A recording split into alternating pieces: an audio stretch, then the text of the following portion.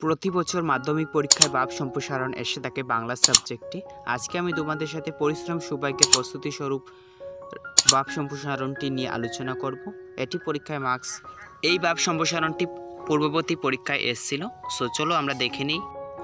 পরিশ্রম সৌভাগ্যের প্রস্তুতি স্বরূপ উত্তরটি হচ্ছে প্রথমে মূল ভাব।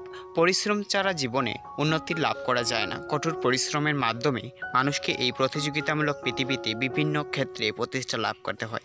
পরিশ্রম ছাড়া জীবনে সৌভাগ্য আসে না। তারপর দেখো সম্প্রসারিত বা কর্মক্ষেত্রে কর্মের প্রকৃতি, শিক্ষা ও যোগ্যতার তারতম্যের জন্য শ্রমের শ্রেণীভেদ ঘটলেও এর মূল লক্ষ্য ও উদ্দেশ্য অভিন্ন।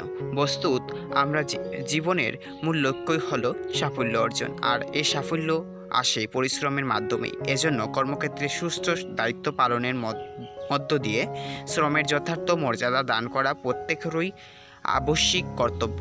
বস্তুত পরিশ্রম ছাড়া অর্থ, সম্পদ, জ্ঞান, বিদ্যা, বুদ্ধি কিংবা স্বাস্থ্য কোনোটাই লাভ করা যায় না।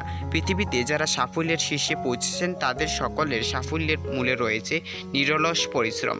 রাজনীতিকের জনকল্যাণ, বিজ্ঞানীর আবিষ্কার, ব্যবসায়ীর অর্থোপার্জন, সব কিছুর মূলে আছে পরিশ্রম। ছাত্রজীবনে উত্তম ফলাফল লাভ করলেই লাভ সকলেরই কাম্য, কিন্তু কঠোর সাধনা ও নিরন্তর অধ্যবসায় ছাড়া কোনো ছাত্রছাত্রী কাঙ্ক্ষিত ফল লাভ করতে পারে না। দেখা যায় অতি সাধারণ মানের একজন ছাত্র শুধুমাত্র পরিশ্রমের অধ্যবসায়ের দ্বারা আকর্ষণীয় ফলাফল লাভ করতে সক্ষম হয়। তেমনি অনেক মেধাবী ছাত্র শ্রম বিমুখতার কারণে পরীক্ষায় কাঙ্ক্ষিত ফলাফল করতে ব্যর্থ হয়।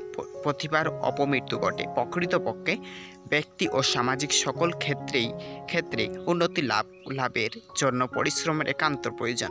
পরিশ্রমের ফলে আত্মমর্যাদার হানি হয় না, বরং তা বৃদ্ধি পায়।